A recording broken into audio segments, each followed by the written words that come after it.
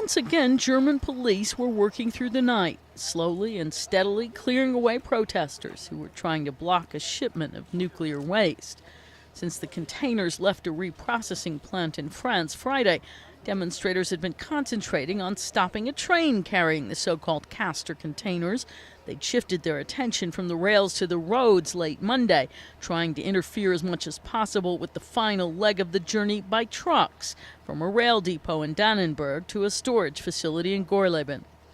The activists had been galvanized after the German government voted to extend the life of the country's atomic power plants beyond an original cutoff date set for 2021. Police eventually moved all the protesters, and the trucks did get rolling away from the depot in the morning with a heavy guard along the route. Over the whole trip, some 20,000 police had been needed to shield the nuclear material from interference.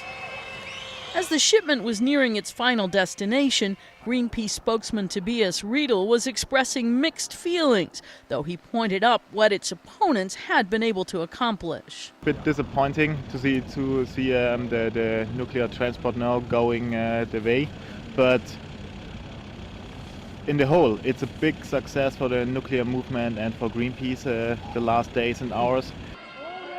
There were minor scuffles in some of the towns near the storage facility.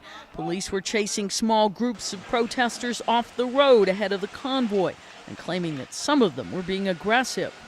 But in the end, the trucks did make it to the storage facility, itself a target of criticism because activists say it poses a safety risk just as the transport containers do.